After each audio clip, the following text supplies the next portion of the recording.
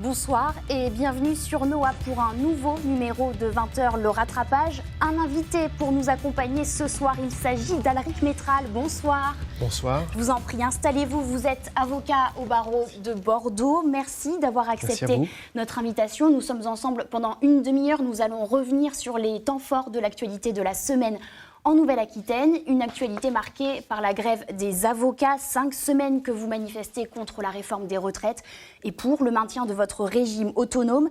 Vendredi à Bordeaux, l'avocat et ancien député Daniel Picotin a interpellé la sénatrice de la Gironde, Nathalie Delattre, pour lui faire part de sa colère. C'est le sentiment qui habite votre profession aujourd'hui. Oui, un sentiment de colère, un sentiment d'incompréhension face à un gouvernement qui ne nous écoute pas, qui ne nous entend pas et qui ne prend pas en considération les réelles difficultés aujourd'hui de notre profession. Il y a eu plusieurs rendez-vous manqués. Mardi, le Premier ministre a enfin reçu des membres de votre profession.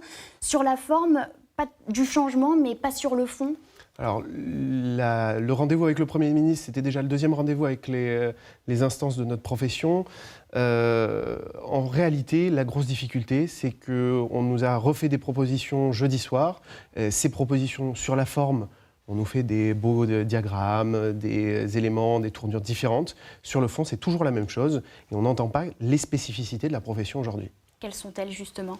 Les spécificités de cette profession, c'est que on est une profession libérale, qu'on a des différences de revenus entre un collaborateur qui est en cabinet d'avocat, qui commence sa carrière d'avocat, un avocat qui est en fin de carrière, des différences aussi dans la pratique, des avocats qui travaillent à l'aide juridictionnelle, d'autres qui travaillent avec des honoraires exclusivement, du travail à l'heure, du travail au forfait. On a aussi une spécificité qui est due à notre couverture sociale et maladie. Je vais vous donner un seul exemple. Aujourd'hui, un avocat, il s'arrête, y compris pour hospitalisation. À Bordeaux, on a une carence, un délai de carence de 15 jours. Voilà. Et tout ça, c'est pas pris en compte et on ne prend pas en considération dans cette réforme des retraites que la profession d'avocat avait un système qui fonctionne, parce que c'est encore d'actualité pour le moment, un système qui fonctionne, qui est autonome et non pas spécial, et ça on le répète, même si elle commence à être entendue, un système autonome qui ne coûte rien et qui même donne pour la solidarité. Alors d'après les grévistes, la réforme des retraites condamnerait plus de la moitié des cabinets d'avocats à fermer. L'angoisse monte, notamment chez les plus jeunes, comme vous allez le voir dans ce reportage. On en parle juste après. Le cabinet Canopia a été fondé en mai 2018 par Simon Takoudjou et son associé Barbara Dufraisse. Le jeune avocat pénaliste plaide une dizaine d'affaires par semaine et ne compte pas ses heures pour boucler ses dossiers. Pour s'en sortir, il doit réaliser plus de 40 000 € de chiffre d'affaires par an. C'est très compliqué de pouvoir aujourd'hui travailler de manière tout à fait sereine parce que nous sommes systématiquement sous la peur de ne pas réaliser le chiffre d'affaires qui nous permettrait de faire face à l'intégralité des charges. Et par conséquent, on est obligé de multiplier les heures, les dossiers, les affaires. Bonjour madame, comment allez-vous ? Ça va et vous ? Un métier prenant et anxiogène, malgré tout, le jeune avocat intervient au bénéfice de l'aide juridictionnelle pour les personnes aux faibles revenus. Un dossier nécessitant 10 à 20 heures de travail lui assure 256 €. Pour moi, c'est une vocation presque de vouloir faire ce travail-là, mais on ne peut pas oublier que travailler à l'aide juridictionnelle, c'est aussi presque un sacrifice pour l'avocat parce que les rémunérations qui sont données à ce titre-là sont très faibles. L'avocat défend aussi sa caisse de retraite autonome contre le projet de régime universel, mais peut-être qu'une troisième voie est possible. Je crois que la clé pour demain, pour les cabinets de type individuel comme le mien, c'est de se regrouper, de se réunir, de former des superstructures pour pouvoir justement absorber un maximum de clientèle et puis pouvoir faire face aux nouveaux défis qui s'opposent aux avocats. L'avocat pénaliste s'est associé enfin au rassemblement sur les marches du TGI de Bordeaux pour défendre les droits de la profession. Alaric Métral, cette situation, vous la connaissez bien. Vous avez 33 ans, cela fait 7 ans que vous êtes avocat spécialiste du droit des familles. 50% de votre chiffre d'affaires vient de l'aide juridictionnelle. Alors, avec cette réforme des retraites, qu'est-ce qu'il risque de se passer ? Les honoraires risquent d'augmenter ? Alors, c'est simple, on a deux solutions. Soit on arrête la profession, soit à un moment pour pouvoir continuer de vivre, pour pouvoir continuer de nourrir nos familles, parce qu'on a aussi des familles derrière, il faut bien trouver une solution. Et donc le biais, c'est d'augmenter les honoraires. Et ça, c'est inconcevable aujourd'hui. Les clients le disent déjà, c'est déjà difficile de régler les honoraires d'un avocat, que ce soit dans une procédure de divorce, dans une procédure de problème de copropriété ou quoi. On n'envisage pas, dans son budget annuel, quand on est injusticiable, de payer des honoraires d'avocat. Donc c'est déjà un effort financier qu'on demande à nos clients. Donc aujourd'hui, ce qu'on nous dit, c'est qu'il va falloir leur imposer un effort financier encore plus important parce qu'on nous impose une réforme sur quelque chose qui fonctionnait et où on va avoir des charges qui vont augmenter. Je rejoins parfaitement ce que disait mon confrère. On a tout un pan de notre activité qui sont des activités à l'aide juridictionnelle qui ne sont pas, quand on rapporte à l'heure, suffisantes en matière de rémunération. Voilà. Vous parliez des justiciables aujourd'hui. Oui. Ce sont eux qui trinquent avec les audiences annulées dans les tribunaux. Alors, ce sont eux qui trinquent de manière générale avec les réformes qu'on nous impose parce que au bout d'un moment, on va se retrouver à ne plus pouvoir assister les plus démunis. C'est ne pas pouvoir assister les plus démunis à l'aide juridictionnelle, mais aussi avec les déserts judiciaires qui sont créés aujourd'hui. Intervenir de manière quasi bénévole quand on doit intervenir à Soulac, à l'Espar, on est dans un département très étendu géographiquement, ça cause de réels problèmes pour les cabinets d'avocats. À Guéret, notamment, ils ont du mal même à recruter. Il y a de gros problèmes au tribunal de cette ville. Ça va accentuer donc, ces déserts ? Tout à fait. Tout à fait, c'est incontestable. Aujourd'hui, on a des avocats, et ça rejoint ce que disait dans l'émission mon confrère, la seule solution qui est en train de nous imposer le gouvernement, c'est de se rassembler, de créer des gros cabinets. Ces gros cabinets, où ils vont être ? Dans les grandes villes. Donc on ne pourra pas faire autrement que d'avoir des gros cabinets dans les grandes villes. Ça va créer du désert judiciaire, du manque de conseils et finalement aussi du contentieux. Parce que quand on a un avocat qui est dans sa ville, dans son village, on peut aller le voir, on peut avoir du conseil. Si on attend qu'une situation se pourrisse, le temps d'aller voir dans les grandes villes pour les avocats, ça génère du contentieux et ça, c'est pas pris en considération. Alors, les avocats ne sont pas les seuls à manifester leur colère. Cette semaine, nouveau coup d'éclat des médecins hospitaliers. En France, ils sont 300 à avoir quitté leurs fonctions administratives pour dénoncer l'asphyxie de l'hôpital public. Au CHU de Limoges, 24 praticiens ont jeté leur blouse, 27 au centre hospitalier de Pau. Lundi, à Paris, les avocats et les blouses blanches ont défilé côte à côte à l'appel du collectif SOS Retraite. On assiste aujourd'hui à la convergence des luttes. Oui, tout à fait. Et c'est une convergence de luttes de professions qui n'ont pas l'habitude de monter au créneau. On n'a pas l'habitude de manifester. Les avocats ne sont pas des foudres de guerre sur le fait de battre le pavé habituellement. Et là, pourtant, on monte au créneau. Avec les autres professions, vous le disiez, lundi dernier, la manifestation, c'était avec les professionnels médicaux et paramédicaux, y compris à Bordeaux. Vendredi, c'était les huissiers de justice qui étaient là, c'était les commissaires aux comptes, les experts comptables. On a de plus en plus de professions qui indiquent que cette réforme des retraites n'est pas viable. Alors on poursuit notre tour d'horizon de l'actualité de la semaine en Nouvelle-Aquitaine avec ce dispositif tantôt décrié, tantôt plébiscité. La caméra piéton utilisée par les policiers municipaux. C'est un outil testé depuis 2016 un petit peu partout en France. À Limoges, après l'avoir essayé, les agents de la police municipale l'ont adopté. On regarde ce reportage. Donc vous la mettez en fonction d'intervention, soit qui se produit ou qui va se produire. Ça va clignoter en rouge. Donc là, elle fonctionne en mémoire tampon. Si vous appuyez une fois, le témoin visuel devient rouge. Et là, donc, vous êtes en train de filmer, en sachant que les 30 premières secondes, juste avant le moment où vous avez appuyé, sont pris en compte. Première journée test pour ce tout nouvel équipement. Dans quelques jours, ce seront toutes les patrouilles de la police municipale qui partiront munies de cette caméra. Bonjour monsieur, police municipale de Limoges. Coupez le moteur s'il vous plaît. Je vous avertis comme quoi vous êtes filmé via la caméra piéton, d'accord ? Donc on est obligé de prévenir le contrevenant qu'il est filmé dès qu'on déclenche la caméra. Des fois on nous pose la question si ils seront filmés et que ça sera exploité. On leur dit que c'est que dans le cadre d'une enquête judiciaire. Si cette caméra filme en permanence les déplacements des agents, donc la circulation des citoyens, elle efface le contenu toutes les 30 secondes. Ce n'est que si elle est déclenchée que les images et le son restent conservés. L'effet se veut dissuasif. La caméra est déclenchée de toute façon uniquement lorsque va se produire ou se produit un fait qui est susceptible d'engendrer un trouble à l'ordre public ou une infraction. Le fait d'annoncer que le film commence, que la caméra commence à tourner, va dissuader l'auteur et va être une source de baisse très forte du nombre d'outrages et détentions. Les polices municipales déjà équipées constatent une baisse notable des comportements violents envers les agents. 72 procédures ont été engagées à Limoges en 2019. Également à la une de l'actualité cette semaine, la mise en examen du groupe pharmaceutique Sanofi dans l'affaire de la Dépakine, cet anti-épileptique prescrit à des femmes enceintes malgré des risques connus de malformation de fœtus. Dans notre région, une quarantaine de familles est concernée. On regarde. La mise en examen du laboratoire pharmaceutique Sanofi pour tromperie aggravée et blessures involontaires a redonné de l'espoir aux victimes de la Dépakine. Dans notre région, 40 familles sont concernées, dont une centaine de cas recensés.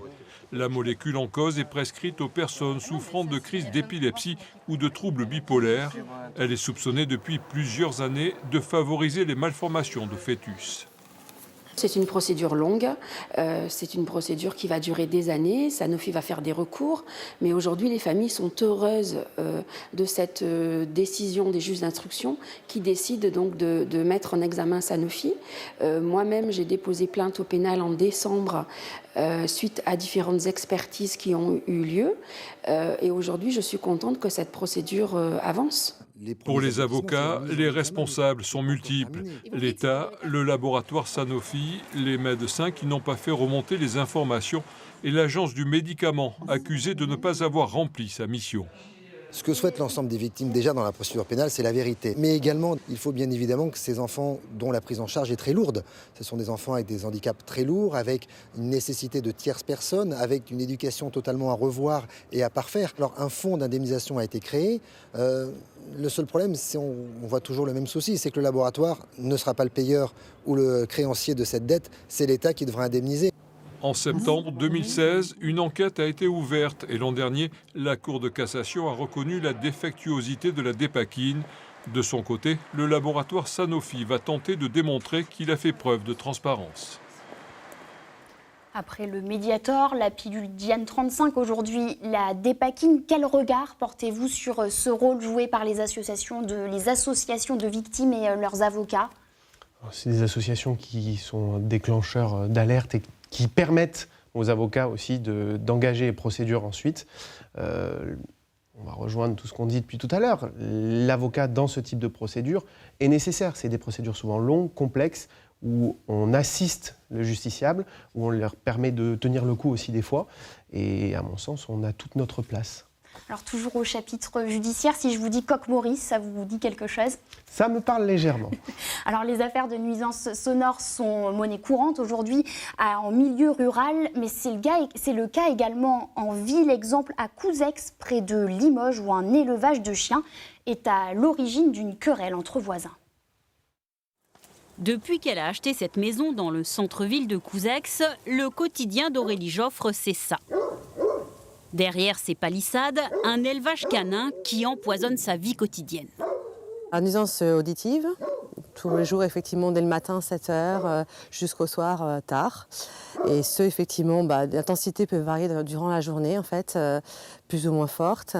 Et puis surtout des nuisances olfactives qui effectivement sont très désagréables, surtout en période effectivement de printemps-d'été, où quelquefois on ne peut même pas déjeuner sur la terrasse tellement l'odeur est très très forte. Cette habitante n'est pas la seule à être gênée par cet élevage canin.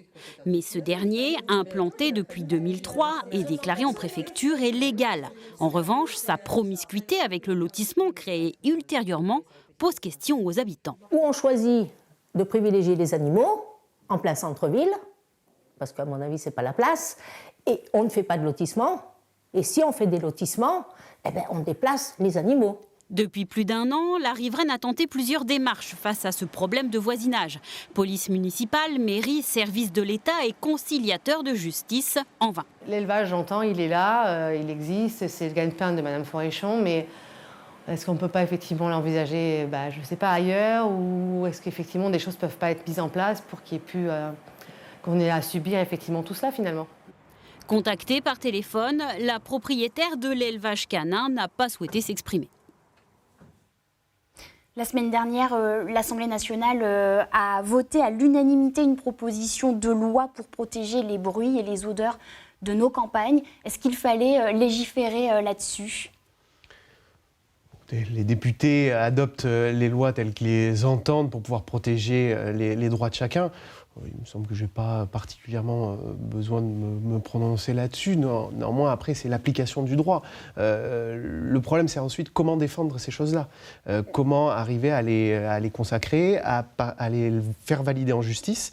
Et là, c'est l'appréciation du droit de chacun et ce n'est pas toujours très simple. Aujourd'hui, voilà, vous êtes sollicité pour des affaires en fait peu courantes. Avant, vous étiez sollicité pour des divorces, des affaires familiales. Maintenant, un coq qui chante trop fort, des grenouilles qui font trop de bruit, on fait appel à un avocat. Alors, on fait appel. Les questions de nuisances sonores ne sont pas nouvelles. Elles ont peut-être un peu plus d'écho médiatique aujourd'hui. Ces questions-là, en revanche, ont besoin d'être traitées. C'est des questions qui ont besoin d'être traitées au cas par cas. Parce que une situation par rapport à un justiciable qui va avoir l'impression que c'est un bruit important, l'autre va avoir l'impression que ça ne l'est pas. C'est très délicat de faire des cas généraux de l'ensemble de ces situations, et c'est pour ça que des fois on a des effets, des déclarations politiques, on légifère sur des points. La question des nuisances sonores et de leurs sanctions, ça fait des années que c'est possible d'aller devant le juge pour y mettre fin. Alaric Métral, intéressons-nous à présent à la Convention citoyenne pour le climat et la transition écologique créée en octobre dernier dans le sillage du grand débat national. 150 citoyens ont été tirés au sort. Leur rôle, faire des propositions pour notamment limiter le réchauffement climatique. Parmi eux, de Limousin. Je vous propose de découvrir ce portrait croisé. J'ai reçu un SMS sur mon téléphone où on me proposait, on me demandait si j'étais d'accord pour participer à la Convention citoyenne pour le climat. Guy Koulitza, ancien technicien en informatique, aujourd'hui retraité, n'en revient toujours pas. Mais la sollicitation était des plus studieuses. Répondre pour le gouvernement à la question suivante: comment réduire les émissions de gaz à effet de serre d'au moins 40% d'ici 2030 ? On a tout un tas de collectifs qui sont venus nous expliquer qu'ils en avaient fait des propositions. On a à la Fondation Nicolas Hulot qui est venu nous expliquer ça. Et puis le gouvernement qui est venu nous expliquer que, il y avait tout un tas de problèmes aujourd'hui, de blocages, et que nous, en tant que citoyens, on avait peut-être cette possibilité de lever certains blocages. Chaque mois, il se rend à Paris, au Palais d'Iéna, au Conseil économique, social et environnemental, qui pilote la Convention citoyenne pour le climat. Au sein du groupe Se Nourrir, l'un des 5 groupes thématiques mis en place, il a choisi de se pencher sur l'agroécologie. Il travaille également sur une question juridique, le crime d'écocide. Actuellement, en effet, le droit pénal ne reconnaît toujours pas les atteintes à l'écosystème. On a, nous, des choses à dire, des choses à porter, des ressentis, des environnements dans lesquels on vit. On a envie de les défendre et on voudrait que nos élus comprennent nos motivations. Et cette Convention citoyenne pour le climat, elle a cette possibilité-là. Parmi les 3 Limousins impliqués dans cet exercice inédit, un Corrézien de 37 ans. Nous le retrouvons dans son entreprise. Moi, au départ, je suis ni écologiste, ni climato-sceptique. Donc je fais un peu comme tout le monde, je fais mon tri, j'essaie de faire du covoiturage quand je peux. Je ne suis pas différente de monsieur tout le monde. Mathieu Denoy, au fil des sessions et des auditions d'experts, s'est imprégné. En quelques mois, il a pris conscience de l'urgence. Il faut agir dès maintenant. Sinon, on pourrait prendre 7 degrés en 2100 en continuant à ce rythme-là. Et ça fait peur.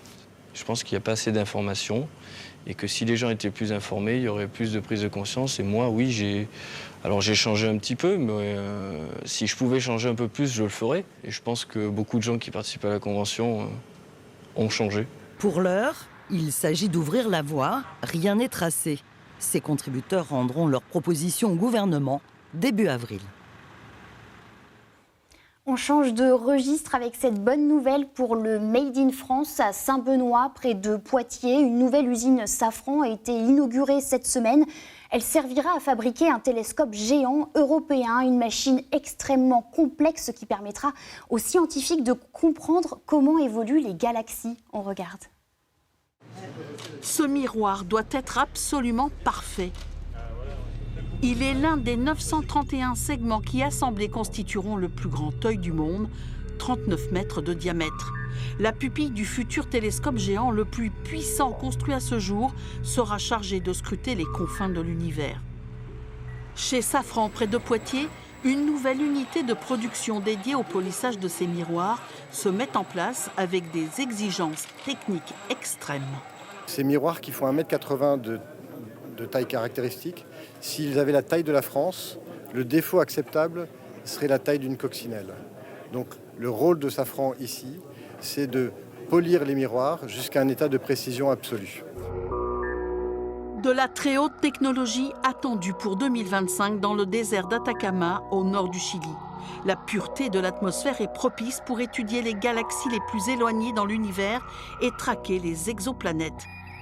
Des planètes qui tournent autour d'autres étoiles. On connaît aujourd'hui plusieurs milliers d'exoplanètes. Il s'agit d'agrandir ce nombre et de s'approcher de la zone d'habitabilité où on pense aujourd'hui, compte tenu des connaissances que nous avons, que pourraient se trouver des planètes là où l'eau est à l'état liquide, et on pense que c'est un élément essentiel pour le développement de la vie. Fin 2020, un miroir par jour sortira de l'usine Safran de Saint-Benoît. Près de 4 ans de travail. 50 emplois hautement qualifiés vont être créés. Nous sommes toujours sur le plateau de 20h, le rattrapage en compagnie d'Alaric Métral, avocat spécialiste du droit des familles au barreau de Bordeaux. On continue notre tour d'horizon de l'actualité de la semaine en Nouvelle-Aquitaine avec cette coiffeuse itinérante à bord de son camping-car. Elle sillonne les villages, bien plus qu'un service, elle apporte du lien social. On regarde. Son lieu de travail est chaque jour différent.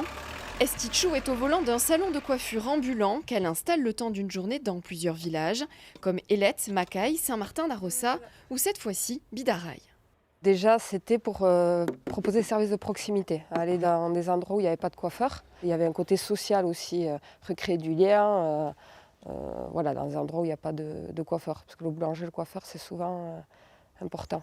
Une envie née après plusieurs années passées dans un salon de coiffure traditionnel. Bonjour, ça va? Du coup, c'est shampoing brushing? Ouais. Elle s'est lancée dans cette aventure itinérante en octobre dernier et a entièrement réaménagé ce camping-car avec tout le nécessaire pour faire shampoing, massage, coupe et couleur végétale. C'est très pratique. Justement, elle va dans des endroits où il n'y a pas forcément de coiffeur et moi, ça m'arrange bien. Son activité est très axée sur l'écoute et le soin. Elle s'occupe aussi de clientes atteintes de cancer qui apprécient particulièrement un lieu comme celui-là. C'était se retrouver dans un petit cocon. Il y a un côté plus intimiste déjà, il n'y a pas le regard de l'autre. Là, on est vraiment avec la personne, donc du coup, c'est beaucoup plus facile. Soit je leur propose des prothèses capillaires, soit des turbans, ou soit si elles veulent juste parler, ça fait partie de l'accompagnement. Toujours dans un esprit de proximité et de lien social, Estichou aimerait aussi à l'avenir intervenir dans des EHPAD. Alaric Métral, ça vous a fait réagir. Vous venez de me dire, peut-être qu'on finira comme ça, nous aussi les avocats. C'est peut-être l'avenir de la profession, d'avoir une forme d'itinérance pour pouvoir justement aller dans ces déserts judiciaires, pouvoir aller auprès des gens, au plus près des gens.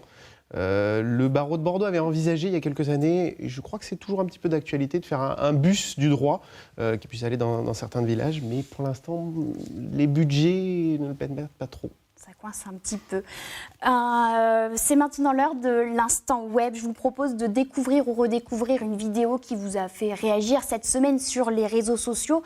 Ce soir, regardons cet hommage consacré à Simon Coincas, le dernier inventeur de la grotte de Lascaux, décédé dimanche dernier à l'âge de 93 ans. On regarde.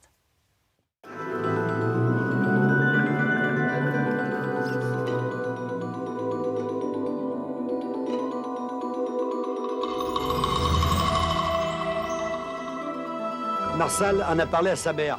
Sa mère l'a envoyé promener. Moi, j'en ai parlé à ma mère, c'est pareil, ils ne nous ont pas cru. Et on a quand même parlé à notre instituteur.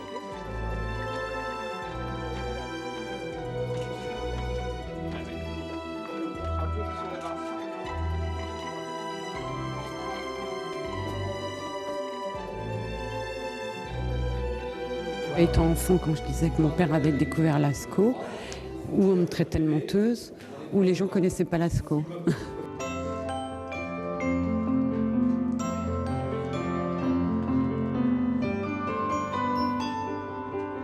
Moi, j'ai l'impression que je suis dans la grotte, la vraie.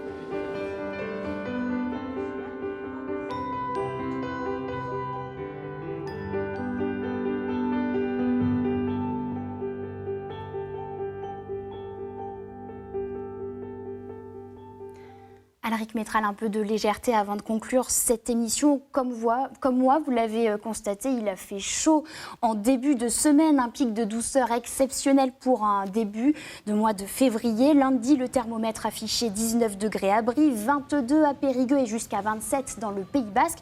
Bref, un avant-goût du printemps. Résultat, en Limousin, personne ne s'étonne de voir des grues cendrées traverser le ciel. Les premières sont passées le week-end dernier avec près d'1 mois d'avance. On regarde ce reportage.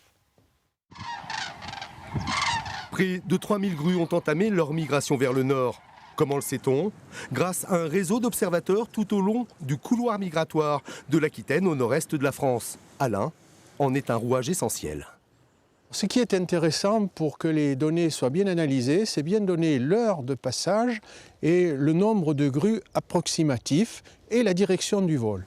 On peut ainsi anticiper le passage de ces échassiers en Limousin. Pas de chance aujourd'hui, le ciel bouché et le plafond bas ont empêché les départs. Mais au cours du mois prochain, ce sont bien 290 000 grues qui vont migrer de part et d'autre des Pyrénées vers l'Allemagne et la Scandinavie. Avec le dérèglement climatique, certaines réduisent leur parcours. Maintenant, on a beaucoup de grues qui ne descendent plus en migration, mais qui restent en Allemagne, et c'est assez conséquent maintenant, quelques milles. Autre conséquence du réchauffement climatique, les grues doivent désormais s'adapter, comme lors de l'été 2019. La sécheresse a entraîné une diminution de la reproduction, puisque les nids qui sont normalement en milieu humide ont pu être prédatés par le renard, par d'autres petits mammifères. Et donc, à l'automne, on s'est inquiété sur le pourcentage de juvéniles qu'il y avait dans les groupes de grues que l'on a pu observer en hivernage. Malgré tout, ces migrateurs sont relativement peu touchés. En 40 ans, leur population a été multipliée par 10, avec environ 350 000 individus recensés en France. Cette émission touche à sa fin. Avant de conclure, un dernier mot, Alaric Métral, sur la grève des avocats. Vous le dites vous-même, c'est une profession jugée nantie qui souffre de cette image. Pourtant, ça risque d'être compliqué pour certains de poursuivre le mouvement. Oui, c'est une profession qui a cette image depuis des années. Il y a encore des avocats qui ont des très gros revenus, mais il y a aussi des avocats qui ont de très bas revenus. Il y a des avocats qui sont en liquidation judiciaire, faut le savoir, et les plus touchés aussi, c'est les jeunes avocats. Les jeunes avocats, un jeune avocat aujourd'hui à Bordeaux, son minimum c'est 2200 € bruts par mois. Ça fait qu'une fois les charges enlevées, on ne gagne pas le SMIC après plus de 5-7 ans d'études. Et on n'est pas les plus mal lotis, je crois qu'à Aix-en-Provence, ils ont 1800 € brut en début par mois. Donc c'est vraiment une difficulté de pouvoir survivre dans ces conditions-là. Et même si c'est une vocation, même si c'est une passion, il faut bien manger en fin de mois. Donc ça risque d'être compliqué de poursuivre ce mouvement. Oui. Alors de poursuivre le mouvement, non, mais de survivre dans ces conditions, oui, le mouvement, il va falloir qu'on le poursuive. Parce que sinon, c'est la fin de notre profession. C'est la fin de notre profession telle qu'on l'entendait, c'est la fin de la profession telle que les justiciables veulent pouvoir l'avoir aussi. C'est-à-dire, son avocat, on a une relation avec son avocat et on veut pouvoir la garder. Merci Alaric Métral de nous avoir accompagnés tout au long de cette émission. Je le rappelle, vous êtes avocat au barreau de Bordeaux et merci à vous de nous avoir suivis. On se retrouve la semaine prochaine pour un nouveau numéro de 20h, le rattrapage. Passez une excellente soirée sur Noah.